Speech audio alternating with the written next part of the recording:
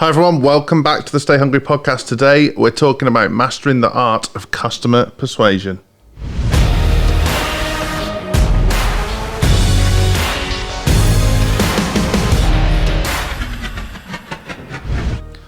Marv, Hello. your second time on the podcast. Yes. How many years ago was it? 2. So hopefully I have a lot more to bring this time. Yeah, you're probably a bit less worried about it this time. Yeah. You'd been here about 3 days last time. Yeah, maybe not even. I think it was a bank holiday, so... Oh yeah, well, okay. So, what are we talking about? We are talking about mastering the art of customer persuasion. And what the fucking hell's that? That is using what people want or need to make them buy. Cool. Yeah. So that is certainly the big area of it. But essentially, at Codebreak anyway, with our values, it's about making somebody interested. So almost fear of missing out. I'd like to be involved in that. But because they actually do need it, we don't take on clients that don't need what we do. We don't take money off people who we can't help. And then the ultimate game, cards on the table, is to get them to become brand advocates. So the cheapest lead for us is a referral from someone else. So that's ultimate customer persuasion, that you sell something to someone and it's such a good experience that then they sell it for you. And we've got a few clients that are that good.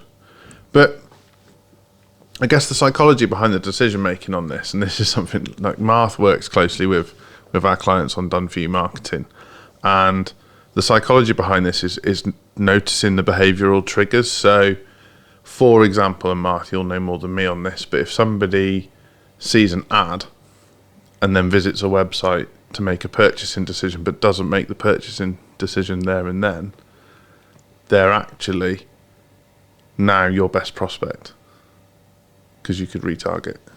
Yeah. And that is something we do look at when a lot of our clients come on board, is people who have hit the website, but why haven't they done what we want them to do? And that could be a mirage of things from... A mirage. I know, I've never said that before. I don't know what the fuck's going on. Can you start talking like Martha again? From something didn't resonate with them on the website, maybe something scared them off. Maybe they just couldn't find what they wanted to buy. Yeah. That's the one we come across enough, is you're not actually asking them or telling them what you want them to do enough on the website. So a landing page, someone asked me yesterday, I think it was Annie on the live Q&A, what's the killer thing for a landing page? It's like, well, open it on a mobile and check for all the times that you could be at a point on that landing page where it's not telling you what to do. There's no call to action in view. And so many e-commerce brands and landing page sign-ups forget to tell people what they actually want them to do. And then on the other side of that, it's confusing people and asking them to do too much. Yeah. Do you want this one, this one, this one, this one, this one? I get this. I'm doing some weird charity walking shit at the moment. Do you tell more? Okay, so it's called Joel's Million Miles Against Misery, and I'm raising money for Calm, the campaign against living miserably. They're a charity that stands up against suicide. So I've got to do 1 million meters. I think I said miles a second ago. I meant meters. I've got to do 1 million meters before 2024, which means I've got to average 7.2 kilometers walking, running, rowing, or swimming before the turn of the year. Now, there's loads of people capable of doing that. I'm not, it's not what I'm saying. However, it's a challenge for me anyway. Plus, it's all right saying you're capable of it when it's August. See how you feel about that in November, when you've still got to average, just over 7k a day, when it's pissing with rain and like a gale. And you've been really busy all day. Yeah, so I got behind yesterday because I've got sore feet, woe is me. And so I knew I had to do 11k today, and it's nice weather at the moment. 11k this morning, waking up at 5:45 and just going straight out on the road was fucking brutal. Why am I doing this to myself? How long did that take, 11k? About an hour and 50 at a pace, I'm stomping. Yeah. But it's anyway, a lot of time to find in the day. It is, but So on a selfish level, and if anyone else is like struggling, like, you know, to be vulnerable, like I struggle to exercise because I'm busy, and so I sometimes put myself last on my own list. And so, as well as raising money for a great cause and highlighting a cause and being able to talk about something that maybe historically I haven't really liked talking about, I'm looking after myself at the same time. But I love listening to podcasts. So this morning, for the first hour, I listened to the Motiversity Motivation Daily podcast, which is just like normally like really powerful speeches with some like epic music behind them. And then for the last 50 minutes, I stick on some like really upbeat music just to get me through. Yeah, nice. And it's a bit of a game changer. And, you know, the buzz off the back of that, so I get home and, you know, showered, changed. The buzz off the back of that lasts the whole day and you do sleep better. So, like, you know, the science is unquestionable. Anyway, my point being... Where were we? I'm in this place right now where I'm starting to realise that a lot of my scruffy clothes, the ones I would take the dog for a walk in, aren't suitable for walking 10k. They're just not. Yeah. Like, you'll chafe, you'll sweat, whatever. So start scrolling through various things and you sort of, you know, you go from like Trespasser Mountain Warehouse all the way through to like Craghopper and Jack Wolfskin and everything in between. It's all too fucking confusing. And these are like really established brands. I'm like, right, I know what size I am with that brand. And they have like those, like, I don't know if you've seen on websites now, there's like a ruler that you can click to check your size and see if your size is actually your size in their brand. So, right, okay, I'm an extra large with that brand. Go on to the next website, check their extra large. Oh, I'm a triple XL with that brand. Go on to the next one. Oh, I'm a large with that. So that's what I'm already confused. Then they're like, do you want it in grey, greyer, even greyer, or black? I'm just like, I just want a walk-in T-shirt. Like, just sell me a T-shirt. So. And the other thing on that, I was going to say, actually, the biggest thing that stops me buying something is when I click on a carousel ad for a specific pair of shoes, a specific top, a specific sofa, and I click on it, and it takes me How many sofas have you bought? None so far. And it takes me to the homepage, and I'm like, but I want that one you're advertising. And even worse than that, I mean, taking people to the homepage for a marketer is like a nightmare. But I get served trainer ads all the time. I click them, and it's a trick. So it's either taking you to another pair that isn't the pair you clicked, or it's taking you to a child size, because that's how they can show the price as being so good. Oh, those Air Force Ones, 50 quid. That's too good to be true. Click. It was too good to be true. And then they retarget you, bastards. With the real price. Yeah. Then I'm like, I still want them, you shit. But yeah, that kind of initial thing of like, what's people's first impression of you? Was it easy? And very often people don't, it's particularly in e-commerce, people don't buy from you if it's not easy to buy from you. No. And you have that, don't you? That like rush of like, I like that, I want to buy it now. And if you have a chance to think about it, it's like, oh no, do I actually need another pair of trainers? So that thing, you know, like that impulse buy feeling that everyone has to varying degrees. Some people are better at like ignoring it than others. As a business, you need to be ready to capture those people. Yeah, because when that runs out, you get back in front of them for when payday rolls around, or when, partner, it's my birthday and these trainers have been following me around the internet. Please, can you get them for me? Yeah, and you know, if you've done a good enough job of being on the same router, they should hopefully be following them around the internet too. So and that's my trick at home is like, what do you mean you don't know what to get me for Christmas? I've been scanning all these things into our router to make sure that they're being reserved to you. Engagement rings. We're already married, and I'll warn Jason about that. So that kind of like building emotional connections with your audience, that like, yes, they know they need a walk-in top. They come on your website. For whatever reason, grey or greyer didn't take their fancy. How do you then start to build rapport with that person, given that maybe they signed up to your newsletter or signed up for a 10% discount, but how do you then build the rapport so that when they've come round to the idea of buying again that they do? Well, there's two parts of this. One of them is sell them what they want, give them what they need, which is you want a top that you can go, walking in, but what do you need? Like something that's comfortable, something that's durable, something that's breathable. Do you know you want that? I think from our conversation you probably do, but the other things that aren't the features of the walking top, what are the benefits to the consumer? Yeah, because I see like all this shit, and walking tops is a great example by accident, but it'll be like Gore-Tex 3000 super mesh. I don't know what the fuck any of that means. I mean, it sounds quite cool, but will it stop me being too sweaty? If I am sweating, will it get the sweat off me? Does it wash easy? Yeah, does it wash easy, and does it keep the mosquitoes off me? And like that's the things that people, these big brands, because they don't want to tarnish their brand by building too much rapport with the wrong people, they forget to explain what these bloody things mean. And half of me, the skeptic, sits there and goes, it's because they don't mean anything. Yeah. We've invented Gore-Tex 3000 to make your walk 32% easier. How? Yeah. Like, what does it do? So, and then you build up that relationship. So maybe you're serving them some emails. Maybe they're being reserved ads. Maybe, nowadays you can retarget people on audio. You can retarget people on TV. They buy your product. What should people expect when the product arrives?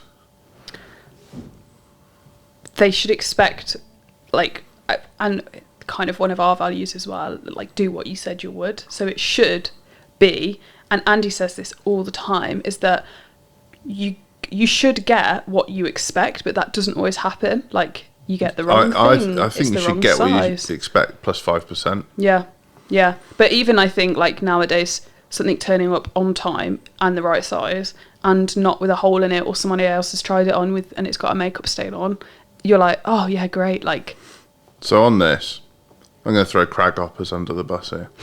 So I bought 2 tops, as in 2 like t-shirts, a hoodie, and I think some walking boots for Hannah. And the delivery on it was like 6 days. I was like, well, nowadays that's quite slow. And then it came, and one of the tops was in there in the walking shoes and not the other 2, but the packing slip said all 4 were in there. But the parcel didn't look tampered with. It had tape over the seal, but like most parcels that come have been taped as well. So I emailed Crag Hoppers, got 2 items, didn't get these 2. And when you do the email thing on their website, it asks you to upload a picture, so I sent lots of pictures. First reply I got, could you send us a picture, please? I already have. Trevor. Right, I don't think he was called Trevor. Next reply, I've been passed to someone else. Thanks for providing the picture. We're going to send you a document that you have to sign to declare that you didn't receive these items. When we receive that signed document back, then we will refund you on the 2 items. Hi Charlotte, thanks very much. Happy to sign to say I didn't receive the 2 items, but please could you just send me what I wanted? I don't want a refund. Oh, we can't do that. Our policy is we have to refund if it's a non-deliverable. You have to reorder, but the price has gone up now. So once you've reordered, just send us your order form, and then we'll give you a discount code so you can get the money back on your next order. How about this, Charlotte? Fuck off. Like, what is that? refund the whole thing. Yeah, like, go away. I'm never buying anything from you again. Yeah. That's like the first, like, I'm Mr. Keen Hill Walker man now. I'm potentially your next best customer. I mean, I'm not. Let's be clear. But what's that? No, that is terrible. So, sorry, I went off on a tangent there, didn't I? I like it. Have you not been listening to these podcasts? We never stick to the script. You want what you paid for, yes. And just to show up as you expect is a massive tick in the box. And then we want to impress, like we want you to buy again. Yep. Right? So, I mean, a thank you for your order. Here is a gift for you. Scratch off. Or 10% off your next order. Free delivery on your next order. Oh, yeah, I really wanted those shoes, but they were a little bit expensive, and now I've got 10% off. Yeah. Or, it's your birthday. Happy birthday. It annoys me. Like, this Crag Hoppers parcel is a perfect example. It was just like a scraggy bag. with 2 items in it and a packing note. I'm like, you're not a budget brand. I mean, you're not ultra premium, but you're not budget. I haven't gone on like Vinted, ordered some second-hand walking tops with holes in, and expected someone to send it me in like an old envelope. Like, I've ordered off the Craghoppers website. Just make it an experience. Make it feel nice, even if it's just like. So, opposite example actually. I ordered a jumper and a hoodie off Through Dark. And Through Dark are like an outdoor brand run by ex-military, and so it's all like really tough and durable stuff. Now, I can't wear these things till it gets colder, but they're wicked. When it came, so the tags on the clothes were metal tags. So they're a bit like having dog tags come with your clothes. Metal tags. It felt like I got a souvenir with the clothes. And then there was a little postcard with them that explained the values of Through Dark and why they do what they do. And there wasn't a discount included or anything like that, but just because they sort of, those 2 little extras, the postcard that explained their values made me feel better about my purchase. And then the dog tag things, I was like, well, these labels are too good to throw away. They're almost like key rings. It's like, oh, well, keep them. They're wicked. And maybe on, like, what was that, 120 quid purchase, that's cost them £1 to do. And it's like, yeah, nice. I brought, actually, speaking of Vinted, a old school One Direction top, and shock. With it came like loads of little stickers, and I was like, that is so nice. Like, just some random girl went back on her account. She's not just some random girl, she's got a whole shop of stuff that she's selling like it's her business. And I was like, yeah, I probably will buy from you again. That's cool, right? There used to be a printer that we used to use, Codebreak used to use, and every time they sent a job, they'd send sweets with the job. And just that little touch. There was like 30p's worth of sweets in the box of a 500 quid print order. Just that little touch makes such a massive difference. Okay, so we've talked about how we're hooking the customer in. We've talked about the little touches you can do once they make their first purchase. In terms of establishing that relationship, so I'm going to jump away from our notes because I just looked at them and they're nonsense. But establishing that relationship, what should we be doing with that customer then? How do you make that customer still feel part of your tribe? Of your world? Yeah. Well, I think I mentioned it before, but we want to capture as much data as possible, which I think you, like, when you're buying this, especially on e-commerce, like, you get that anyway when you're posting things. But birthdays is a great one.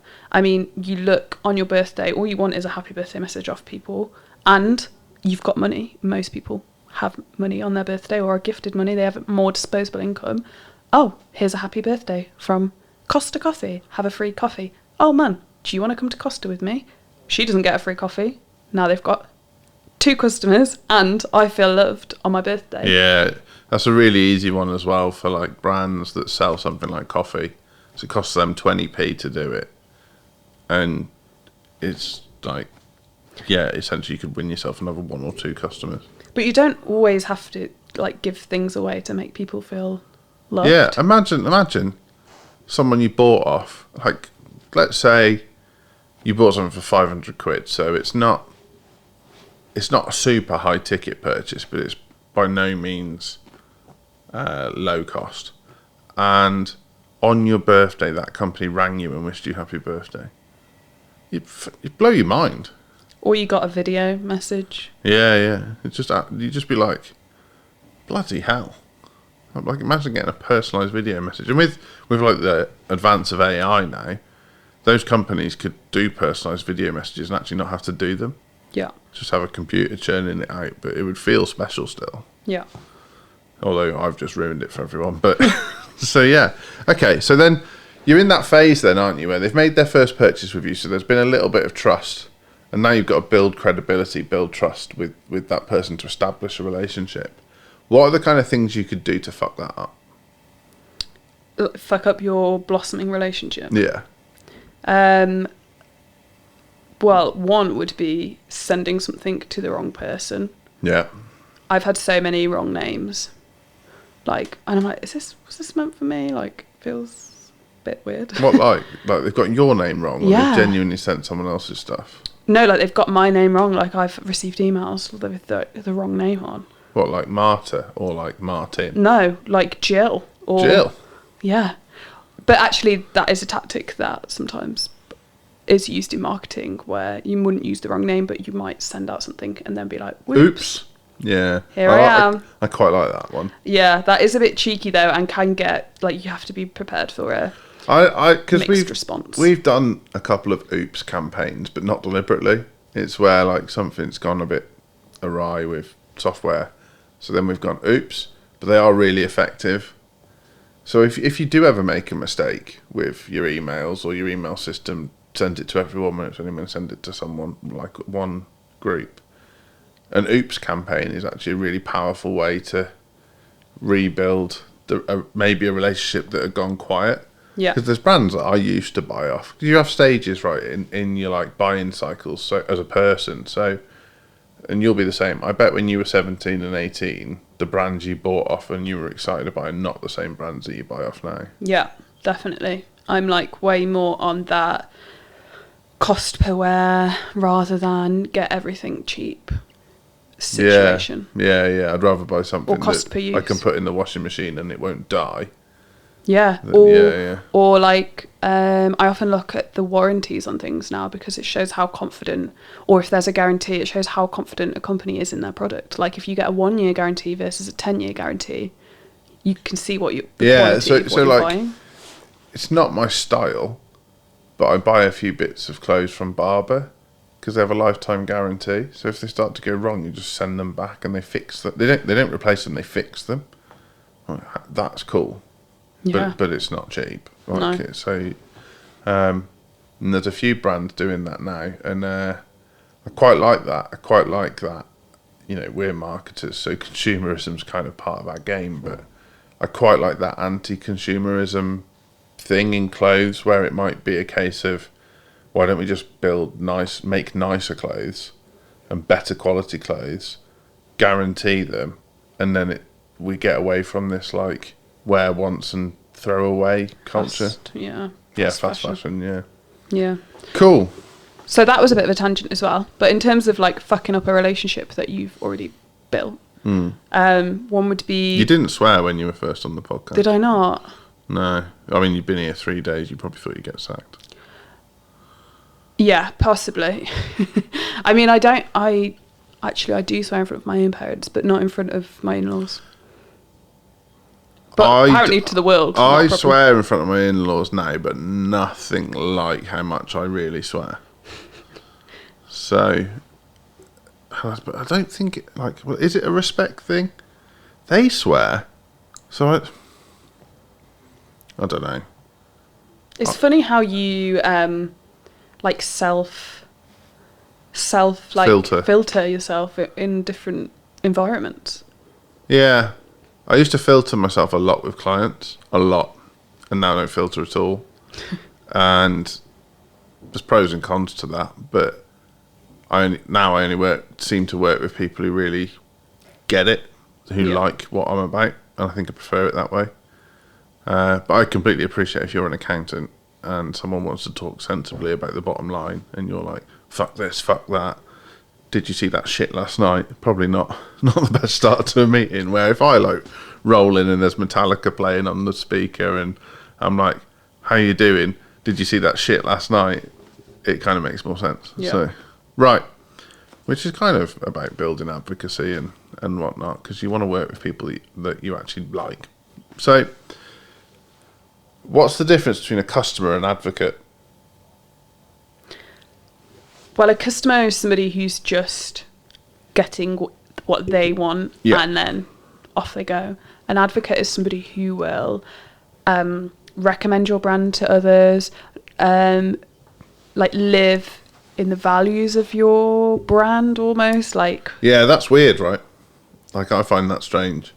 And I find myself doing it, where you're like, oh, I really like this brand. I'm going to adhere to their values. Yeah. I want to be a Gymshark athlete. Yeah. We get it with clients. They start to get the vibe of Codebreak, and then they're like, I want a piece of this, which means we're doing something good. But I find myself doing it that I'm like I get really bought into certainly like some certain online influencers, business influencers and stuff. I get really bought into what they're about, and then I start to read their values, start to read their books, and I'm like, shit, I need to live my life like this. Or just need to live my life. Yeah, well, yeah. Shit, I need to start living. Yeah.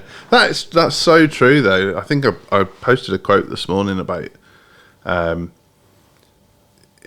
like, basically, if you haven't got a vision so big that it's scary, you're just coasting. And it was a Nelson Mandela quote that I've completely destroyed the quote there. But like, yeah, I think a lot of people, businesses included, are just kind of coasting by. I actually spoke to one of our clients today. He said, this is what I want, and I know like it's probably not that achievable. And I was like, whoa, like, yeah, it is, but not if you don't think it is. Like, how are you ever going to get there if you don't think that you can actually do it? Yeah. Well, like, I don't know, I couldn't pinpoint how I've got to this place, but if I want something, I'm having it. Yeah, and I think you partly do have to live in like a delusional state where you're like, I am going to do that. Everyone thinks I'm mental. I'm fine with that. I used to really worry about it, and now I try. The people that it causes anxiety for, I just don't tell them what I intend to do, because what's the point in like worrying them? I just do it, and then. But the people who, so there's like three types of people. There's people who are like, are you sure? And they want to put their arm around you and make sure you're okay. There's people who think you're deluded and just are worried about it. And then there's the people that would never do it themselves, so they want to drag you down. The fourth type of person is the one that believes you and just lets you get on with it. Now, I'm lucky to be married to the fourth type of person, so I don't get any aggro at home for my stupidity. I grew up in an environment where most people were anxious, but my mum told me I could do anything I put my mind to. We come across in business loads of people that want to drag us down all the time. You know, put your head above the parapet, people are going to shoot at you. That's just how it is. And I can't remember what the other one was. I think it was the ones that think you're deluded. So, and yeah, loads of people have thought I'm deluded, and then I've gone and done what I said I was going to do. And they go very quiet when you do that and start picking on something. Oh, yeah, well, of course you managed to do that because so-and-so helped you. And it's so easy to like I find sometimes that people are like, oh, but yeah, that's a great idea, but have you thought about all these things that could go wrong? And it's like, no, I've got to think about what could go right, because I can't live in that, like, what could go wrong. Yeah, I used to live in that mindset. I used to live, oh, this could happen and this could happen. So I'd almost try and check off every box before I press go, so that I'd covered off every possibility that could go wrong. Where now I'm more like, right, let's press go. Half of this stuff's going to go wrong. Loads of shit's going to happen, but it's going to be a fantastic ride, and we're going to get there in the end. And some of the stuff that's happened because of that is mental. Like, things have happened that old Joel would not have believed could happen. And that's had such an impact, so I'm bringing it back to the topic, that's had such an impact on our clients because they've seen that happen, and now they start to believe it could happen for them. And I feel like a massive sense of responsibility about that, because it's no good me going off on some crusade and everyone jumping on the crazy train. That's not what I'm trying to do. It's not cult. I'm trying to show people what's possible from a place of vulnerability. Like, look, I'm struggling with this, I'm struggling with this, I'm struggling with this, I'm struggling with this, I'm still going to do this. And like that, the Million Meters Challenge is that. Like, people, even you guys working here, I'll come in every day limping, and you guys will be like, he's still going, he's still going. And like, you know, you'll have insight into what's going on in my personal life or whatever, and you're like, he's still going. For me, on a selfish level, that's very fulfilling to inspire others. Yeah. And that's where the advocacy comes in as a business. Oh, we brought it back round. That's right. Nice. Nice little segue. If you can get people to the point where they're like true believers, for want of a better phrase, they'll shout about you from the rooftops. And when you get people to that place, it's like ridiculous, because for every new client you onboard, let's say it costs you £5,000 to acquire a client, but then they go and acquire you another 10, you've just cut your cost per acquisition down to like £500 roughly. So that is roughly how you take someone from being a prospect to a brand advocate. I was about to say to you, Mark, thinking you were Andy, what do people need to do next? But if you'd like to know more about becoming a brand advocate, visit codebreak.co.uk to find out more about what we do. We've got podcasts, we've got live workshop called Stay Hungry Live. There's loads of free bits and bobs on the website. You can sign up to our mailing list. We'd love you to become a brand advocate for us, and we'll catch you again. Bye. I was wondering if you're going to say bye then or not. I didn't know if that was a thing. You got to say bye.